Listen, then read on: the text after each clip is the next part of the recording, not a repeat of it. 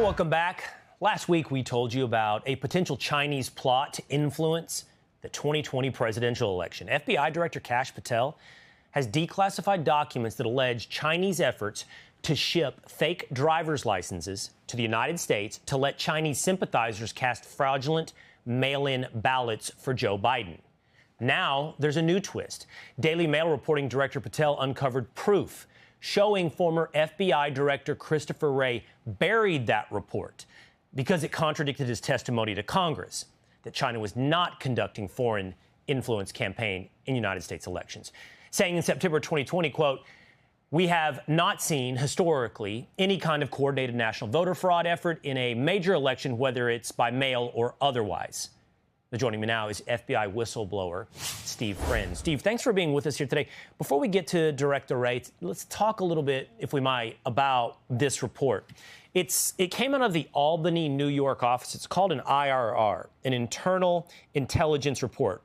Now, this IRR produced by the Albany field office apparently was recalled. It was pushed down by Director Wray. Tell me a little bit about what goes into an IRR and what would be necessary. How would you go about clawing it back to make sure it never sees the light of day?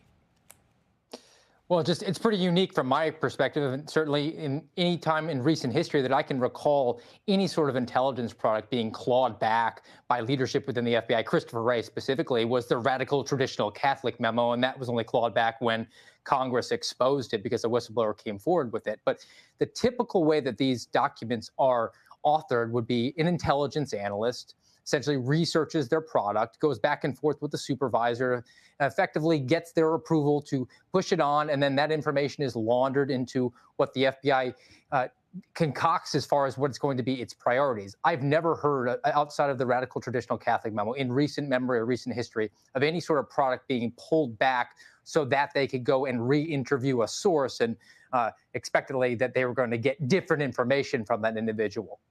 Okay, the allegation, according to Patel, is that the reason now that it was pulled back, clawed back, is because it would have embarrassed, at a minimum, embarrassed Wray, perhaps subjected him to perjury in front of Congress when he testified that there was no foreign interference in American elections. And here we have an intelligence report from the FBI suggesting the exact opposite. Patel put this on X.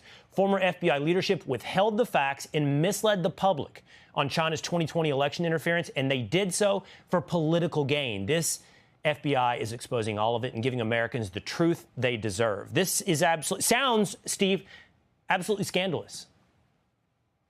This is unequivocally the worst election interference on behalf of the FBI, and that's taking all things into consideration: the Steele dossier, the James Comey honeypot off the books scheme that was run, the censorship of Hunter Biden's laptop, which was in FBI evidence, because all of those efforts were to keep information from the American people or influence them to vote for a particular person. But here's an actual incidence of a foreign nation state who has close ties to the Joe Biden family, who was trying and attempting to stuff ballots into ballot boxes. And the FBI had that information at their fingertips and pulled it back to avoid any sort of transparency. And lied to Congress. Incredible story that deserves further attention and investigation. Steve Friend, great conversation. Thank you so much.